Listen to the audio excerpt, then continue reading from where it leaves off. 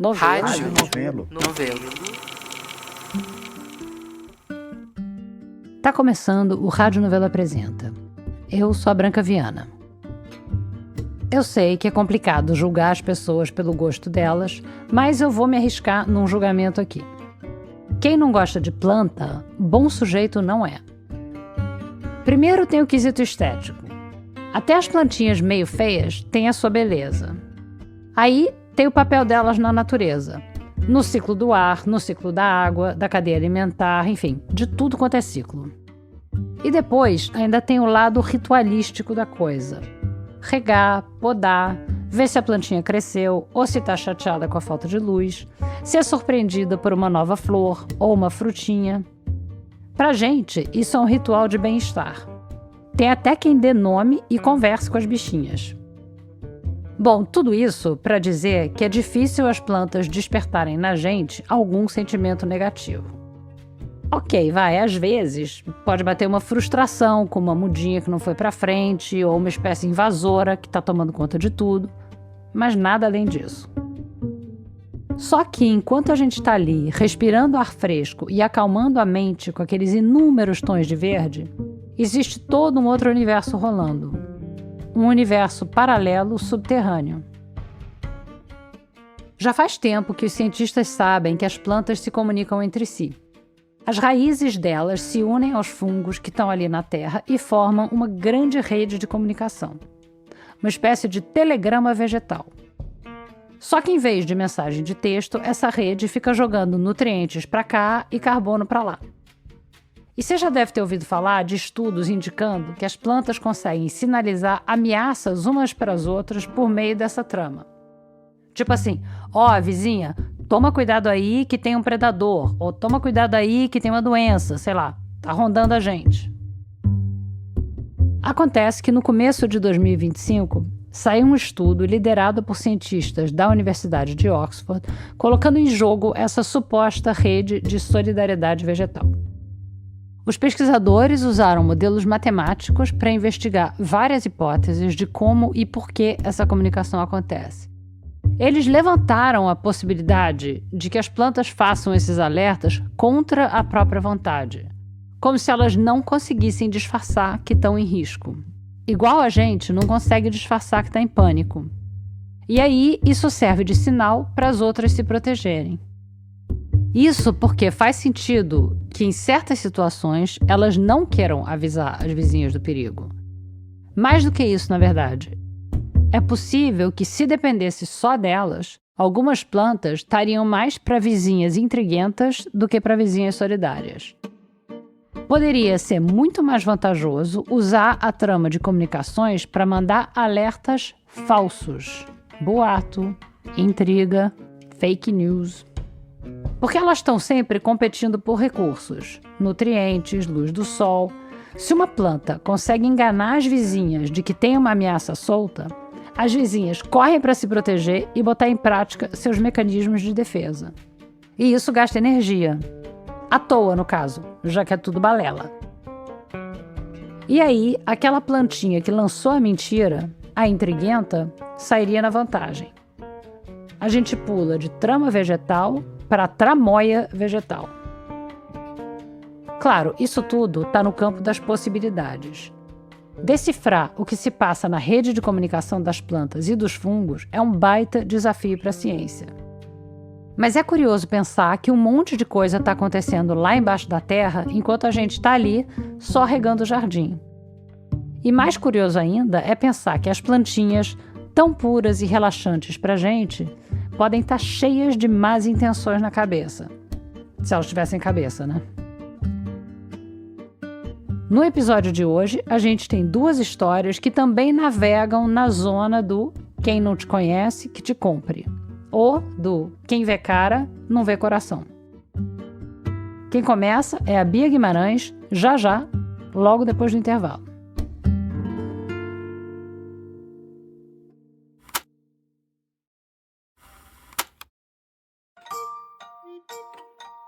Eu vou pedir para cada um de vocês falar o nome e falar que concordem está sendo gravado. Bom, meu nome é Felipe Augusto de Paula Pacheco e eu autorizo a gravação. Esse pedido, na hora de começar a entrevista, é meio de praxe. Meu nome é Suelen Caetano Moreira Pacheco, eu também autorizo a gravação. Você nunca espera que vá sair daí uma coisa fofa.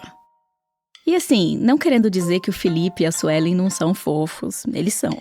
A Luísa, então? Luísa Moreira Pacheco e eu autorizo a gravação. Fofíssima. Mas eu não estava preparada pro quão fofo ia ser isso aqui. Eu sou Maria Moreira Pacheco e eu autorizo a gravação.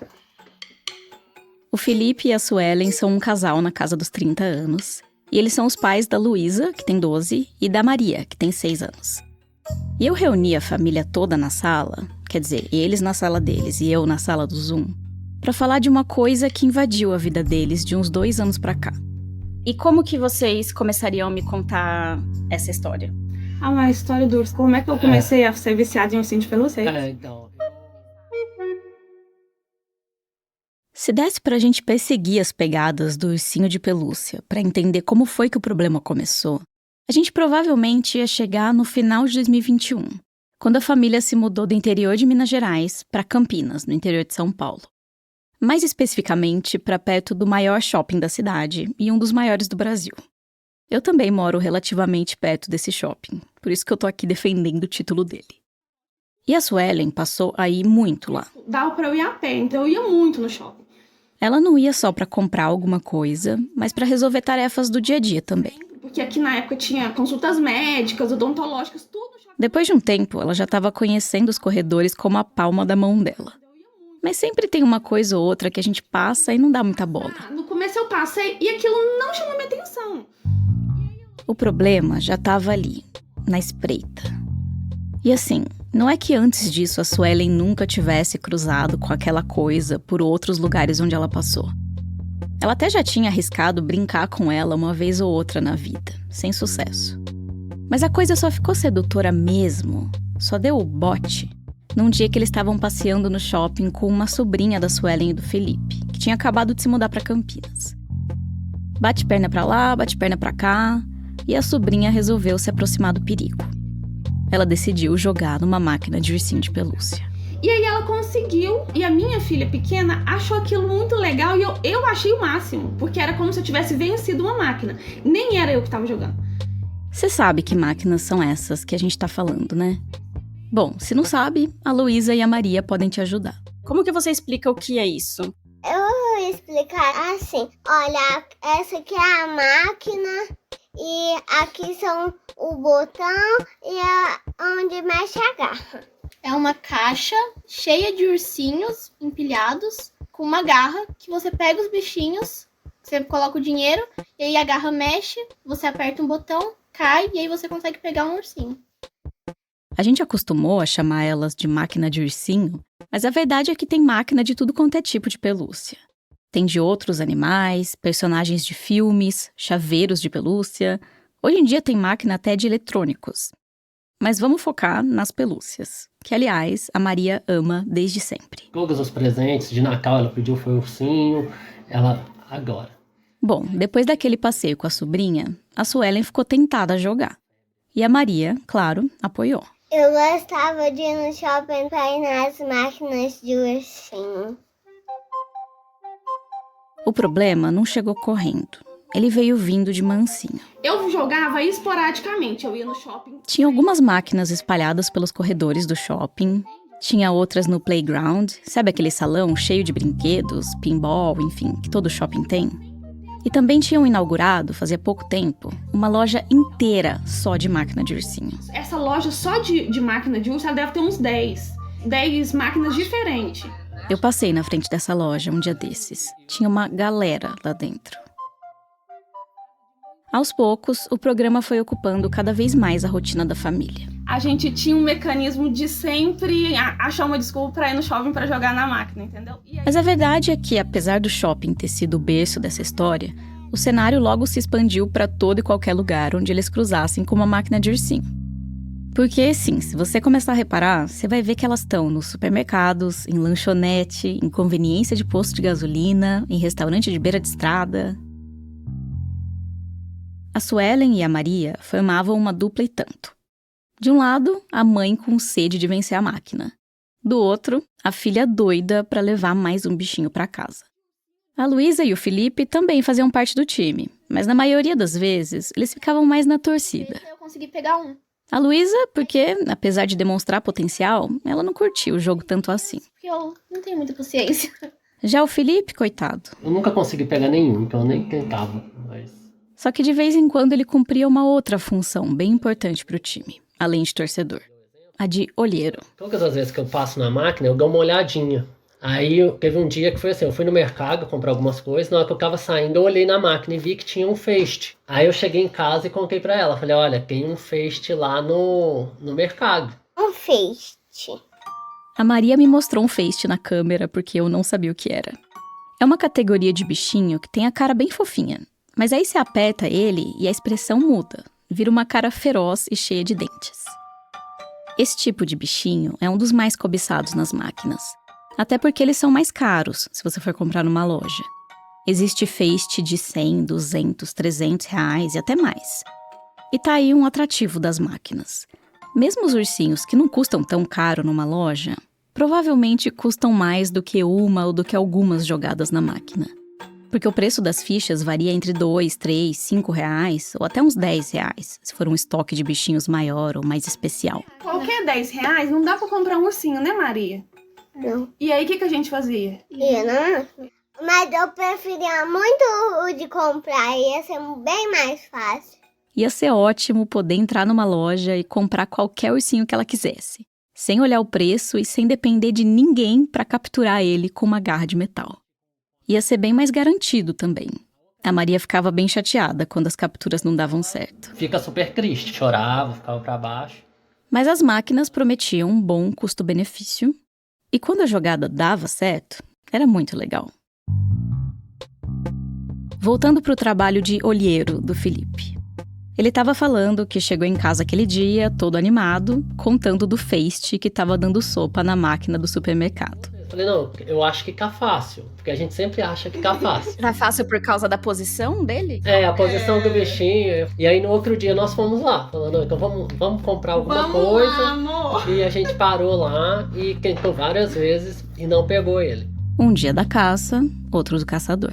A Maria, ela se empolgava muito. Era sempre assim, só mais uma vez, que dessa vez a gente consegue. Ai, vamos jogar em outra máquina então pra gente pegar. Eu não fiquei tagarelando tanto igual a Luísa falou, não. Tagarelando? Vocês acham que as pessoas que fazem essas máquinas fazem elas de propósito assim pra ser viciante? Com certeza. Não.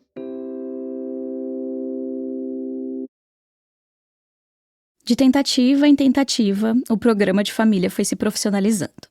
Muito por conta da Suelen, que foi em busca de aprimorar as estratégias de captura. Talvez você tenha notado, ou não, porque depende muito do seu algoritmo, mas nos últimos anos rolou um boom de influencers e tiktokers que ensinam técnicas e jeitos de mexer a garra das máquinas para ter mais chance de pegar alguma coisa. Hoje em dia também tem grupo de Facebook e de WhatsApp só para falar desse assunto. A Suelen entrou de cabeça nesse universo. Na verdade, as estratégias que ensinam, depois que você já joga, são ridículas, entendeu? Porque é um jogo de azar, não é um jogo de estratégia. As técnicas em si, ela não aproveitou muito. Mas esse entendimento de que as máquinas de ursinho têm um quê de caça-níquel, dessas máquinas de cassino, isso sim impactou nas estratégias da família. Não tenho certeza, mas aparentemente aquela máquina, ela não é sobre habilidade. Ela possui um sistema que ele crava em certas contagens. O Felipe é engenheiro mecânico. A pegada dele é totalmente outra, ele é da área dos trens e ferrovias. Mas eu acho que se ele pudesse, ele ia adorar abrir uma máquina de ursinho para poder fuçar. Como não dá, a gente fica com as hipóteses. A hipótese deles e de outras pessoas que navegam nesse mundo é que a cada tantas jogadas, a máquina te deixa ganhar. Ou pelo menos te permite tentar de verdade. Então, naquele momento, a crava, aí a habilidade conta naquele momento. Só que aí, o que os mais experientes fazem? Contam. Imagina que demora 20 tentativas. Aí, por exemplo, tem gente que fica lá pelo menos uma tarde. Principalmente naquela tal loja do shopping, que tem um monte de máquina, uma do lado da outra. Tinha gente que ficava, tipo, por exemplo, ficava lá mais de horas. E aí ele, por exemplo, ele via que eu fui 5 vezes numa máquina, a pessoa fica lá do lado da máquina contando, sabe? Não era assim, então, na cara dura, mas dava pra saber que eles estavam contando porque, né, nosso time faz isso também. Você contava. Até chegar mais ou menos no número que você acha que é pra você ir e começar a tentar. Já aconteceu da Suelen deixar o Felipe plantado de segurança na frente de uma máquina que ela achava que estava prontinha pro gol, enquanto ela ia no caixa comprar mais ficha. Pra ninguém ir. Mas eu nunca pedi, ô fulano, dá licença. Não, eu nunca fiz isso. Mas eu já fiz tipo assim, ó. Eu vou falar, né? Aí a pessoa tá lá tentando, a Maria tava do lado, tipo, uma máquina do lado e na outra falava assim, Maria, espera aí, que daqui a pouco a pessoa sai pra gente, entendeu? Usar umas estratégias tentando ser cordial, mas na verdade você tá querendo bancar esperto, entendeu? Mas a gente já fez isso. Quanto mais ganhava, mais dava vontade de ganhar. E quanto mais perdia, mais dava vontade de vingar. Nessa hora a gente falava assim, agora não. Agora isso é um absurdo, agora eu vou mesmo. E aí, menina, perdi a razão nessa hora, entendeu? Porque era como se a gente estivesse mostrando pra máquina que quem manda era a gente, mas não é. Quando a Suelen diz a gente, ela sabe que tá falando principalmente dela mesma. Era ela a capitã do time. E foi nela que o problema pesou mais. No começo, quando ela ficou bem viciada, a gente zoava. Mas a gente achava que, tipo assim, ia passar uma hora. Só que acabou que não passava. E aí eu pensei assim, meu Deus, isso que é vício mesmo. Eu tava nesse nível. Só que eu não me dava conta da quantidade de dinheiro que eu gastava pra conseguir. Porque eu conseguia. Só que eu tentava muito. E do ano passado pra cá, foi meu pior momento, né, amor? O primeiro bichinho que a Suelen pegou foi em outubro de 2022. Só que a parte mais intensa dessa história, a profissionalização do time, as desculpas para dar um pulo no shopping e aproveitar para dar uma jogadinha, o auge do vício se concentrou em pouco tempo. Principalmente entre maio e julho de 2024. E aí, em julho, os 4 foram fazer uma viagem de férias para o Chile. Era a primeira viagem internacional da Suelen e das meninas. E aí a gente entrava nos lugares caçando máquina de urso, certo? A caça aos ursinhos acabou consumindo uma parte considerável da viagem e do dinheiro deles. Eu não sei te falar exatamente quantos a gente gastou, mas eu chuto que uns R$1.000, assim. Aí foi quando a minha ficha parece que caiu, entendeu? Dá pra gente pensar uma taxa de aproveitamento? Olha, Bia, eu acho assim. Se a gente for pensar de todas as vezes que a gente jogou, todas, eu chutaria que no máximo 20%. Agora, se fosse nessa época do período que eu joguei muito, esse meio, talvez essa taxa de aprovação subiria para uns 55%, 60%. Porque a gente jogava e realmente pegava. Eles acumularam 60 bichinhos. Sendo que a maior parte, provavelmente uns 50, foi capturada só naqueles 3 meses. E sei lá, talvez esse número não pareça tão assustador assim, podia ser pior. E de fato, eles cruzaram com gente muito mais viciada pelo caminho. Gente que fica se filmando na live enquanto faz uma jogada atrás da outra. Gente que tá do outro lado da tela mandando dinheiro pros influencers jogarem ainda mais. Gente que fica horas na frente da máquina e que já vai pro shopping com uma sacola preparada pra encher de urso. Sim, podia ser pior. Só que aí você bota na conta quanto tempo isso tomou deles. Sem falar na pergunta mais básica: quem precisa de tanto bichinho de pelúcia? De um tempo pra cá, a gente não tem nem onde colocar mais ursinho de pelúcia. Não, a gente tem, porque agora eu tô fazendo um detalhe na parede do teto ao chão de ursinho de pelúcia. Teve a superpopulação de ursinhos em casa, teve o rombo no orçamento da família, mas talvez o mais inesperado para Suelen tenha sido perceber o quanto aquilo estava virando um problema para a vida dela, para a cabeça dela. E aí eu fiquei muito assim, aquela angústia, eu me sentia muito angustiada por não jogar. Todo mundo diz que o primeiro passo para conseguir enfrentar um problema é reconhecer que ele existe.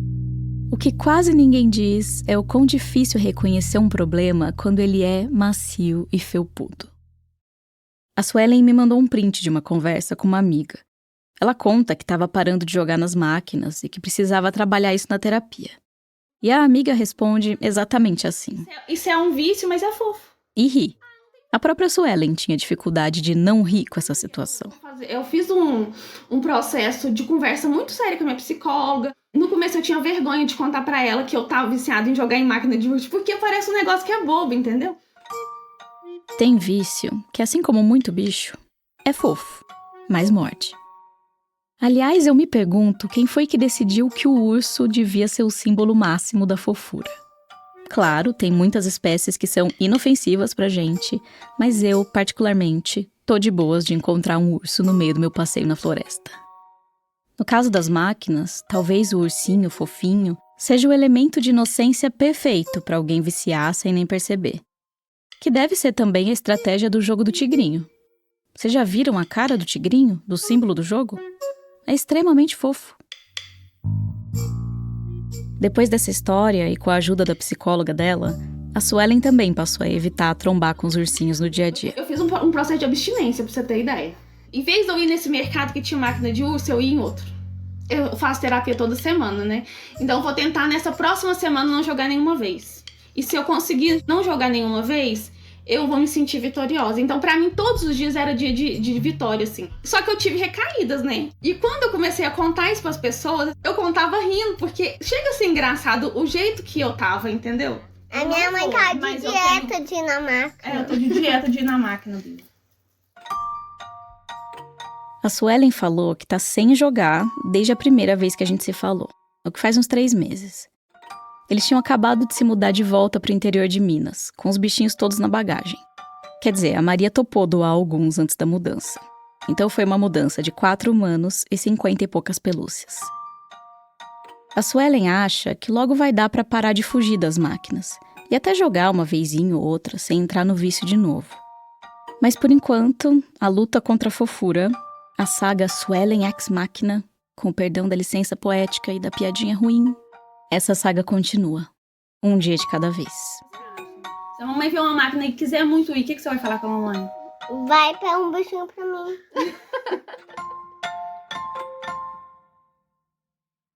Essa foi a Bia Guimarães. No segundo ato de hoje, a gente retoma o assunto de plantas e fluxos de carbono lá do começo do episódio. Só que essa história, de verde, não tem nada. Daqui a pouquinho, depois do intervalo, o Vitor Hugo Brandalize guia a gente por essa história. Você conhece aquela expressão que diz que às vezes a gente vê a árvore, mas ainda não consegue ver a floresta? Quer dizer, às vezes a gente está tão focado num detalhe que não consegue enxergar o todo. A Fernanda Wenzel estava num desses momentos. Na verdade, eu estava investigando um outro caso. A Fernanda é jornalista investigativa e o assunto dela é a Amazônia. O que tem de mais cabeludo na Amazônia, aqueles emaranhados de cipós ou de troncos caídos no chão, é lá que a Fernanda se mete. Eu estava fazendo uma investigação sobre a extração ilegal de madeira numa região que é a região conhecida como Ponta do Abunã. Essa região fica entre o norte de Rondônia e o sul do Amazonas, e está bem ali no arco do desmatamento. Eu já fui várias vezes para essa região fazer diversas matérias, porque ali tem muito desmatamento ilegal, tem muita grilagem de terras, e nesse caso eu estava investigando um cara chamado Charles Possebon. Esse Charles Possebon é o atual detentor de um título infame, o maior desmatador da Amazônia. A gente falou dele num outro episódio aqui do Apresenta, aquele sobre arqueologia na Amazônia, talvez você lembre. Lá a gente falava que tem várias investigações da Polícia Federal sobre o Possebon, e que ele atacava a floresta em 3 frentes, operando a derrubada das árvores, a retirada da madeira ilegal e, por fim, controlando as madeireiras. Ele era dono de 120 madeireiras em 3 estados da Amazônia. Eu li num relatório do Ministério Público que eles nunca tinham tido notícia de alguém que chegasse perto de se envolver com uma centena de madeireiras. Os maiores madeireiros ilegais da Amazônia. Ele está preso, foi condenado a muitos anos de prisão. 99 anos de prisão, por organização criminosa e extorsão. E eu estava lendo esse inquérito da Polícia Federal que falava como funcionava esse esquema dele. E ali, em determinado momento, aparecia o nome do Ricardo Stopp. Ricardo Stopp. A Fernanda já tinha se deparado com esse nome antes. E daí aquilo fez eu ficar atenta, assim. Aquele nome chamou a atenção da Fernanda, mas ela continuou focada na árvore dela. Que não era ele que eu estava investigando. E, enfim, segui adiante com aquela investigação da época. Ela estava lendo aquele inquérito com outro objetivo, tinha outra matéria para entregar, mas ela ficou com uma pulga atrás da orelha. Porque só de o nome do Ricardo Stopp aparecer no inquérito sobre o Charles Pozzebon era esquisito. Os dois eram nomes que volta e meia apareciam em reportagens sobre a Amazônia, mas em contextos totalmente diferentes. Enquanto o Pozzebon era o maior desmatador da Amazônia, o Ricardo Stopp era o rei do carbono. Sim, justamente, né? O rei do carbono, ele era o maior vendedor individual de créditos de carbono do Brasil. Esse grande empreendedor verde. Era um médico que largou tudo em São Paulo para ir para a Amazônia, se aventurar na Amazônia, que se apaixona pela Amazônia, que percebe a importância de preservar a floresta e que tem essa grande sacada de começar a vender crédito de carbono, e tanto que ele se torna um ator importante nesse mercado, assim, ele não era qualquer um. O Ricardo Stopp era o brasileiro mais bem-sucedido nesse mercado de créditos de carbono. É essa ideia a partir do qual eu poderia compensar minhas emissões. Nesse mercado da compensação da poluição, o produto são esses créditos, uma espécie de vale ambiental. Cada crédito de carbono representa a redução de 1 tonelada de CO2 da atmosfera. Os clientes, os compradores de créditos, são as empresas e países poluidores que querem compensar suas emissões, por uma questão de imagem ou porque eles são obrigados por lei. E os vendedores são pessoas ou empresas que criam projetos de compensação, que pode ser o plantio de árvores, produzir energia limpa, ou simplesmente tomar conta de uma área grande da floresta e evitar que seja desmatada. No Brasil, agora a gente está começando a ter a implementação de um mercado regulado. A lei foi aprovada há pouco e ainda vai levar um tempo até isso entrar em vigor. Então, o que a gente tem no Brasil, por enquanto, é um outro tipo de mercado, que é o mercado voluntário, que a gente chama. Ou seja, as empresas no Brasil elas não são obrigadas a cumprir um determinado limite de emissões. Mas como elas vêm sendo muito pressionadas por investidores, por consumidores, a reduzirem as suas emissões, elas decidem por conta própria fazer uma compensação. Ou seja, bom, realmente eu estou emitindo muito, mas para de alguma forma mitigar esse dano ambiental que eu estou produzindo, eu vou comprar créditos de carbono. E o Ricardo Stopp tinha vários desses projetos de compensação. Ele tinha 5 projetos que cobriam uma área equivalente a 5 Nova Yorks, né? Então realmente a gente está falando de áreas muito extensas. À medida que os projetos do Stopp cresciam, aumentava também a fama dele. Então ele era esse exemplo de um sucesso do empreendedorismo verde, do capitalismo sustentável, do cara que conseguiu ganhar dinheiro mantendo a floresta em pé. Ou seja, o capitalismo que deu certo, né? O capitalismo que consegue continuar gerando riqueza e ao mesmo tempo ser sustentável, né? Ele ganhou até um perfilzinho na revista Exame, que é a revista de economia mais importante do país. O título era "Esse fazendeiro ganhou 18 milhões de reais com carbono na Amazônia". Na matéria, dizia que ele era responsável por conservar 500 mil de hectares de floresta e, ao mesmo tempo, entre aspas, lucrar muito mais do que se fosse gado. O Stopp falou para a revista que quando ele decidiu investir em carbono, o pessoal falava, "O doutor tá doido". Mas não foi uma transição tão brusca assim. Na verdade, num primeiro momento, quando ele largou o consultório dele em Birigui, uma cidadezinha no interior de São Paulo, foi para criar gado em Lábrea, no Amazonas, a 300 quilômetros de Porto Velho. A ideia de trabalhar com crédito de carbono veio só depois. E, ele diz na reportagem, que não se arrependeu da troca. Ele diz que já estava na Amazônia há 20 anos, mas que sentia que tinha nascido ali. E lembra de quando conseguiu controlar uma crise de diabetes, sem insulina, só com um chá de embaúba. E que essa experiência tinha aberto os olhos dele para a importância da diversidade. Nas palavras dele, "Não é possível abrir mão de tamanha riqueza. A Amazônia é um tesouro". Então, para além de toda essa imagem, ele de fato estava gerando muita grana com esse projeto dele. E eram projetos que estavam vendendo crédito de carbono para grandes empresas, como a Hering, como a Gol, como a Boeing, o Spotify. Então, é uma coisa que não ficou só num nível imaginário, ele foi para um nível de realidade, assim, né? O perfil do Ricardo Stopp na Exame saiu em novembro de 2020 e estava em dia com a linha editorial da revista. Um ano antes, a Exame foi comprada pelo banco BTG Pactual, e o mote era "Celebrar o capitalismo brasileiro". O empreendedor verde, que ganha milhões com a floresta em pé, estava encaixando bem nessa ideia. o Stopp estava tão por cima que a própria Fernanda foi atraída. Porque eu já tinha feito uma matéria anterior para o Mongabay sobre crédito de carbono, quando eu estava começando a me inteirar do assunto, assim, e também apresentando esse assunto para o público. E um dos projetos que a Fernanda dava como bom exemplo de como gerar créditos preservando a floresta era o Fortaleza Ituxi, do Ricardo Stopp. Porque ele tinha decidido implementar o projeto de crédito de carbono, a questão da preservação. Era um cara que estava sendo convidado para participar de eventos sobre sustentabilidade. Ele foi parar até no principal evento dessa área. O cara que estava indo falar sobre o trabalho dele na COP. Estamos na COP 28, estamos indo fazer negociações com grupos daqui. Esse é o Ricardo Stopp celebrando a presença do Grupo Ituxi, um dos projetos de carbono dele, na COP 28, em Dubai. É Ituxi pro mundo. Nós negociamos esse ano 5 milhões de crédito na Europa. O ano que vem, nós vamos produzir 10 milhões de créditos. O Stopp foi um dos destaques daquela COP, pelo menos na cobertura nacional. Ele deu um monte de entrevistas, tipo essa para o Jornal da Band. Outra discussão que ganha corpo é sobre como aumentar a confiabilidade do mercado de carbono. A Europa já está nesse mercado há muito tempo. O mercado mundial já deslanchou. Quem não acreditou nisso ainda foi o Brasil. A gente já tem pronto, já está a mata pronta. Então vamos evitar derrubar, É o melhor, a mata em pé vale mais. Deu para entender por que a Fernanda ficou surpresa quando ela viu o nome do Ricardo Stopp no meio do inquérito contra o Charles Pozzebon. Aquilo foi em meados de 2023 e não saiu mais da cabeça dela. Acabou ficando em algum lugar dentro do meu cérebro.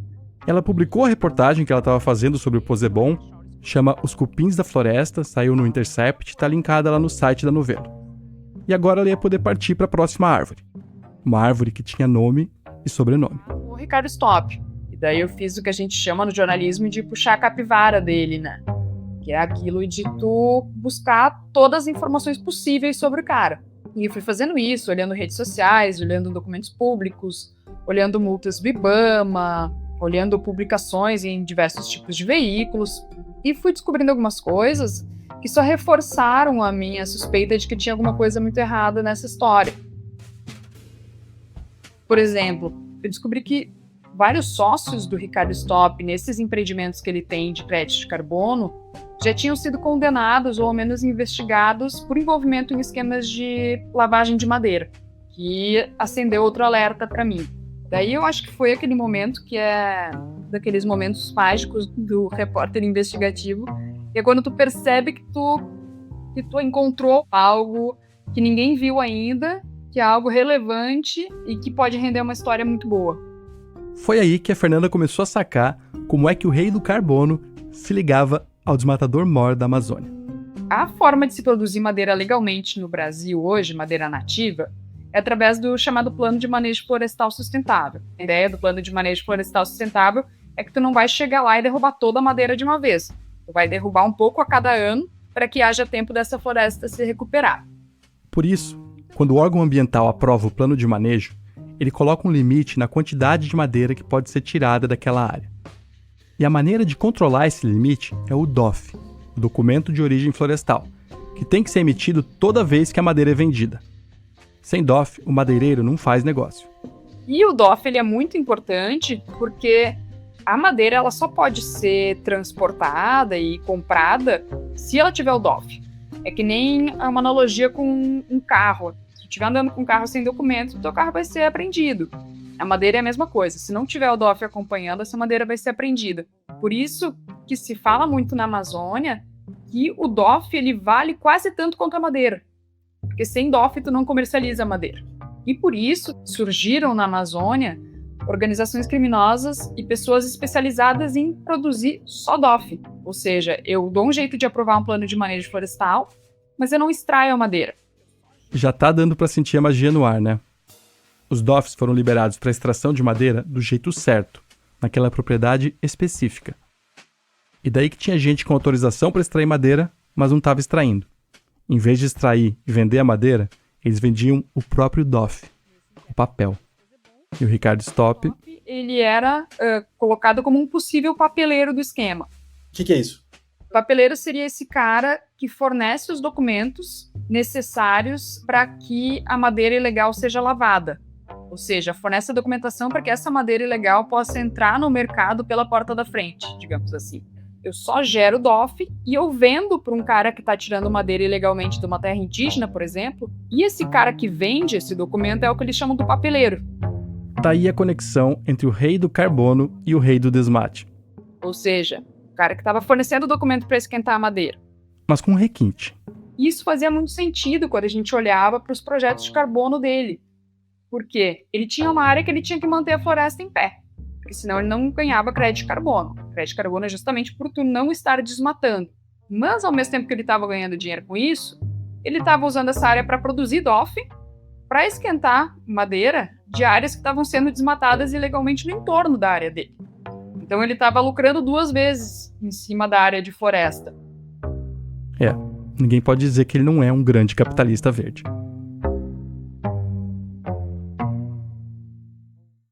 Ou seja, ele dizia que estava protegendo a floresta e, na verdade, ele estava ajudando uma galera do entorno a derrubar a floresta ilegalmente. Então, na verdade, foi uma grande sacada dele. A gente tem que reconhecer isso. Só que era uma sacada e uma fachada boa demais para Fernanda conseguir derrubar sozinha. Então ela foi procurar ajuda. Eu tinha muitos indícios, mas eu não tinha como provar isso. E daí que eu acho que foi assim, o grande pulo do gato da minha investigação, e foi me associar com pessoas que são especialistas em investigar isso. Então eu fiz uma parceria com uma organização que é o CCCA. O Centro de Análise de Crimes Climáticos, CCCA, na sigla em inglês. Uma organização fundada por investigadores e procuradores para desmascarar crimes ambientais, com sede na Holanda. E daí eles fizeram um trabalho deles que é incrível. É basicamente assim, eles pegaram imagens de satélite das áreas do Ricardo Stopp e usando uma tecnologia de análise dessas imagens, eles conseguiam estimar o quanto de madeira estava sendo explorado daquelas áreas.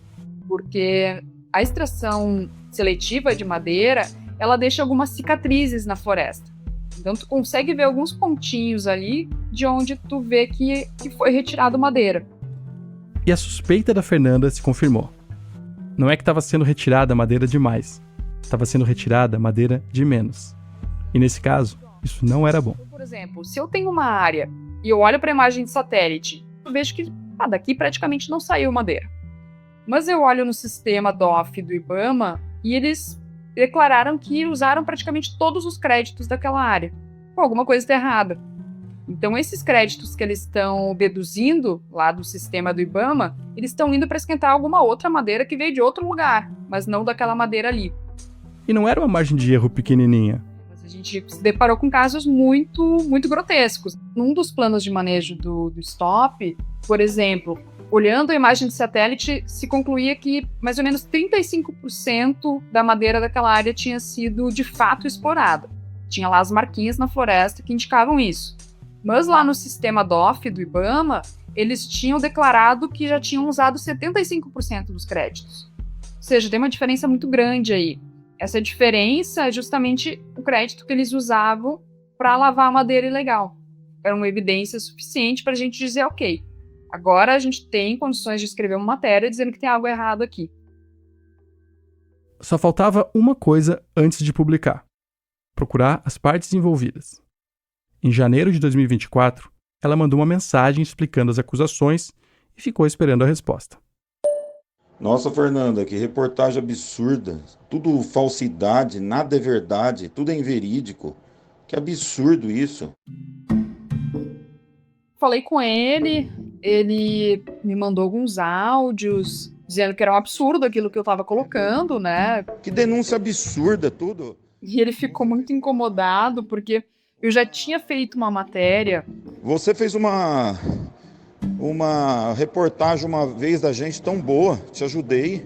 Pô, pela vez tu me entrevistou, foi tudo bem, agora tu tá aqui vendo cheia de acusações. Que absurdo fazer uma coisa tão baixa assim, tão suja, coisa de grileiro.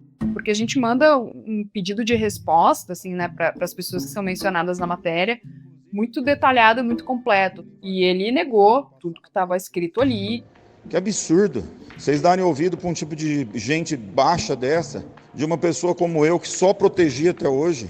Imagina esconder, ter crédito para esconder manejo, preço de madeira. E ele questionou muito a metodologia do CCCA, né? Essa metodologia da análise das imagens de satélite. E outra, que esse sistema de satélite, gente? Sistema de satélite, se fosse usar nos meus projetos, eu tava trilhardário, sabe? Sendo que, na verdade, esse é um tipo de análise que a própria Polícia Federal usa, por exemplo, nas suas investigações. É exatamente a mesma técnica utilizada pelo CCCA. Sim, Fernanda. Tem toda a documentação, mas eu queria ver de marcar uma reunião com você. Entendeu? Não sei se... Ele serve justamente para pegar esses casos que são muito flagrantes, né? Quando tem uma discrepância muito grande, bom, daí ele é uma evidência suficiente. Tá louco? Estão querendo me pôr aí no grupo de bandido, gente. Que é isso? As áreas estão lá porque eu que preservei. Imagina, senão estaria tudo no chão. Imagina, não foi pra Amazônia para ser bandido, não. Sou médico, gente. Formado há 30 anos, que absurdo. Que é isso, sou reconhecido aí por tudo que é órgão internacional aí. Fomos na COP, fomos aplaudir de pé. Que é isso? Meus projetos são referências no mundo inteiro. Imagina, fazer crédito de carbono para tampar madeira. A Fernanda topou a reunião que o Stop sugeriu. Mas aí, a assessoria de imprensa dele retirou o convite. A reportagem da Fernanda foi publicada em 21 de maio de 2024 no site onde ela trabalha, Mongabay. Já tem quase um ano. E agora, depois de conversar comigo, quando ela foi procurar esses áudios do Stop para me mandar, ela disse: "É até meio engraçado ouvir esses áudios agora, sabendo o que veio depois." Exatos 15 dias depois que a matéria da Fernanda saiu no Mongabay, a Polícia Federal fez uma operação contra a grilagem de terras na Amazônia. A Operação Greenwashing. A PF usou essa expressão, greenwashing, que é muito comum quando a gente quer falar de empresas ou pessoas que vendem uma ideia de que elas têm consciência ambiental, mas não é nada disso. Tem montadora de carro que lançou pneu verde, já teve bilhete aéreo sustentável, salsicha climaticamente controlada, já teve até gasolina ecológica. É tudo estratégia das marcas para tentar conquistar uma clientela mais consciente da mudança climática. O alvo dessa operação Greenwashing da PF era uma organização criminosa que fazia lavagem de madeira. Tipo lavar dinheiro, só que com madeira extraída ilegalmente. E grilagem de terras na Amazônia. Essa organização produzia crédito de carbono em terras griladas, da União. E aí, de acordo com a PF, no centro da organização criminosa estava um ex-médico do interior de São Paulo, o Ricardo Stop. A operação descobriu que ele era o líder de um esquema que funcionava fazia décadas. E daí, claro, fui ler tudo que fosse possível sobre a investigação da Polícia Federal e fui atrás da Polícia Federal para falar com o delegado, né, para ter mais informações, assim. Vamos ver se eles estão concluindo a mesma coisa que eu ou se eu dei um balão, né? Não teve balão nenhum. A matéria da Fernanda estava certinha. Ela ficou orgulhosa, claro. Pô, tinha feito sozinha um trabalho parecido com o da PF. Tinha acertado tudo. Aí ela ligou pro delegado para conferir uns dados. E levou uma bronca. A reação dele, ele estava um pouco contrariado, assim, que ele disse, pois é, tu deu a matéria, né, pouco antes da nossa operação, e ele estava achando que eu tinha tido algum vazamento de informação. Ele achou que alguém de dentro da Polícia Federal tinha vazado as informações pra gente, né? E daí ele estava meio chateado com isso, assim. Ele disse, poxa, tu publicou tudo, a história inteira antes da gente fazer a operação, né? Como é que tu tinha tanta informação? Ele não conseguia acreditar que eu pudesse ter chegado àquelas conclusões a partir, basicamente, de apuração jornalística, né? A partir de dados, informações que já estavam disponíveis e de análises que a gente fez a partir desses dados. E daí eu garanti para ele que não, né? Que não tinha havido nenhum vazamento. A Fernanda explicou que tinha ficado um ano dedicada a essa investigação. E o delegado contou para ela que, ao mesmo tempo, tinha uma equipe de policiais federais seguindo as mesmas pistas. Foi muito bom a gente chegar no final e ver, não, peraí, a gente realmente estava seguindo a pista certa, né? Mas a Polícia Federal ampliou essa investigação, né, em relação à nossa, no sentido de que eles trataram muito da questão da grilagem de terras, que é algo, né, muito grave também que estava acontecendo ali. A PF olhou mais para dentro ainda daquela floresta. né, de que essas áreas do Ricardo Stopp, na verdade, não eram do Ricardo Stopp, né, eram áreas públicas que ele tinha roubado da União para instalar ali os seus projetos de carbono. E para fazer isso, ele se utilizou de uma série de fraudes cartoriais, corrupção de servidores públicos, fez toda uma espécie de mágica ali com a documentação fundiária da área para poder grilar essas áreas. Segundo a Polícia Federal, o truque do Ricardo Stopp era o seguinte: ele subornava funcionários de cartórios e do INCRA, o Instituto Nacional da Reforma Agrária, para alterar documentos de propriedade de terra. Eles tinham a delicadeza de inserir folhas falsas em livros de registros de 100 anos atrás. Folhas perfeitamente falsificadas, a caligrafia de época, o papel envelhecido, tudo idêntico. Aliás, esse requinte do esquema me fez lembrar a origem da palavra grilagem, que eu aprendi na escola e é tão boa que, pensando agora, eu fiquei em dúvida se não era lenda. Mas eu chequei aqui e não é. Então vale o parênteses. A gente fala em grilar terras porque antigamente se usava grilos de verdade para falsificar documentos. As folhas de papel novas, as falsificações, eram colocadas dentro de uma caixa com grilos, para eles não só comerem as bordinhas do papel, como fazerem as necessidades deles ali também. E o cocô deles solta uma substância que acabava amarelando o papel, fazendo ele parecer muito mais velho do que era. E agora estava ali o grupo do Stopp, honrando esse histórico. No site da Novelo tem imagens das falsificações do grupo dele, feitas sem grilos, no caso. O Ricardo Stopp, ele se apropriou de uma quantidade imensa de áreas públicas avaliadas em cerca de 800 milhões de reais. Ele grilou uma área quase do tamanho do Distrito Federal, segundo a PF. Ele tirou madeira até de terra indígena. E daí até o próprio delegado, né, ele fala que seria o crime perfeito, né? Porque os dados são mais ou menos esses. Ele ganhou cerca de 600 milhões de reais com madeira ilegal, porque eles teriam comercializado o equivalente a 38 mil caminhões carregados de madeira, e ele ganhou 180 milhões com crédito de carbono. Ele fez tudo isso e ainda por cima posava como o cara que estava protegendo a floresta. Então era um esquema bastante arrojado, assim, né, que esse cara desenvolveu. A investigação da Polícia Federal aponta que o grupo do Stopp movimentou em torno de 1 bilhão e 200 milhões de reais. Ele foi indiciado por desmatamento, por corrupção de servidores públicos, por lavagem de dinheiro e por organização criminosa. Ele foi preso, ele e mais 4 pessoas envolvidas nesse esquema. Desse total de 5 pessoas que foram presas, 4 haviam sido mencionadas na nossa reportagem. O Ricardo Stopp ficou preso por 7 meses. E em janeiro de 2025, ele foi autorizado a responder o processo em liberdade. Ele e o grupo Ituxi divulgaram notas dizendo que o médico é inocente e que perícias técnicas e contábeis iriam esclarecer todas as acusações. No pedido de prisão preventiva do empresário, a PF incluiu documentos que indicam que ele começou a grilar terras em 2004. Agora, tendo um esquema tão antigo e mantido na surdina, por que esse cara quis aparecer tanto como a face de uma outra onda?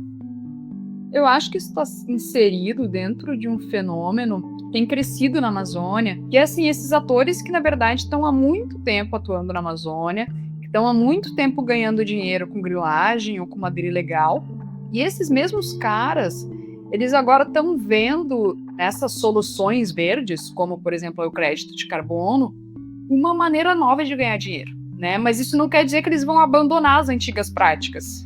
E eu acho que isso foi muito o que aconteceu com o Stopp, sabe? Ele já tinha ali um esquema bastante estabelecido, um esquema envolvendo a madeira ilegal e a grilagem de terras. Em termos financeiros, a madeira dava mais dinheiro para ele do que o carbono, né? Se a gente for olhar os números da Polícia Federal, por exemplo. Então, o grosso da grana era a madeira, mas acho que ele viu no carbono, assim, uma possibilidade de ganhar um extra, né? Um extra aí de tantos milhões. E, além disso, de criar essa fachada, né, que era importante para ele. Então, me parece que o Stopp não é um caso isolado, talvez seja um caso emblemático e o mais gritante que a gente tem até agora, mas eu acho que tem um fenômeno, sabe, na Amazônia acontecendo, assim, com essa ideia das soluções que estão surgindo para a crise climática. No momento em que já ficou muito claro o tipo de ação ambiental que a gente precisa tomar, tem toda uma galera pintando a cara de verde para tentar dar uma enganada. Dando um passo para trás, olhando para além do Ricardo Stop, dá para enxergar esse fenômeno todo. E a imagem que surge, a floresta que dá para enxergar, não está nada bonita. São empresas de setores poderosos, mineração, agronegócio, combustíveis fósseis. E aí a escala da enganação também muda. Se a gente coloca a lupa em cima de uma COP, por exemplo, dá para ver bem. As últimas edições da Conferência do Clima, sediadas em países produtores de petróleo, tiveram um recorde de participantes. E também de lobistas. Eles representam os setores que não querem perder espaço nessa nova economia. Essa economia mais ambientalmente responsável que uma COP tenta criar. Eles não querem perder o reinado. E eles estão ocupando um espaço valioso, num momento em que a gente não tem mais tempo a perder.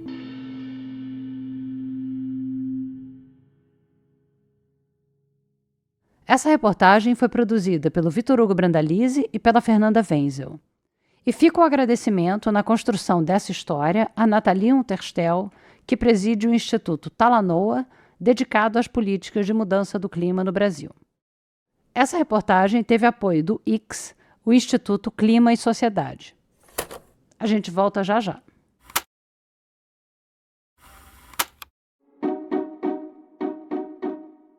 Obrigada por ouvir mais esse episódio do Rádio Novelo Apresenta. Você sabe que todo episódio tem material bônus no nosso site. Essa semana, a gente colocou lá a foto da coleção de ursinhos que tem na casa da Maria, da Luísa, da Suelen e do Felipe. Além das reportagens da Fernanda Wenzel e as fotos dos documentos grilados sem grilos. No nosso site também dá para assinar a nossa newsletter. Toda semana a gente manda uma apresentação do episódio da vez, feita especialmente para os assinantes. Ela vai junto com dicas de filmes, séries, livros ou receitinhas que andam fazendo sucesso na equipe da Novelo. Se você ainda não acompanha a gente no Instagram, no Twitter, no YouTube, no Threads, no Blue Sky ou no TikTok, aproveita para fazer isso também. É só procurar por @Rádio Novelo. E dá para mandar comentários, elogios, críticas e sugestões de história diretamente para a gente no e-mail apresenta@radionovelo.com.br. O Rádio Novelo Apresenta é um original da Rádio Novelo. Tem episódio novo toda quinta-feira. A direção criativa é da Paula Scarpim e da Flora Thomson-Devô. A produção executiva é da Marcela Casaca, a gerência de produto é da Juliana Jäger e a gerência de parcerias é da Luísa Sade. A Natália Silva é nossa editora executiva. Nossos repórteres e roteiristas são a Bárbara Rubira, a Sara Zobel, a Carolina Moraes, a Evelyn Argenta, o Vitor Hugo Brandalize, a Carol Pires e a Bia Guimarães. A Ashley Calvo é nossa produtora. A checagem desse episódio foi feita pela Caroline Fará. Esse episódio teve apoio de montagem e de sonorização da Mariana Leão e do Murilo Lourenço. A mixagem é da Júlia Matos e da Bia Guimarães. Nesse episódio, a gente usou música original de Kiko Dinucci e também da Blue Dot. O desenvolvimento de produto e audiência é feito pela Bia Ribeiro. O design das nossas peças é do Gustavo Nascimento. A nossa analista administrativa e financeira é a Tainá Nogueira. A nossa estagiária é a Isabel de Santana. E quem faz a revisão das transcrições dos episódios pra gente é a Flora Vieira. Obrigada e até a semana que vem.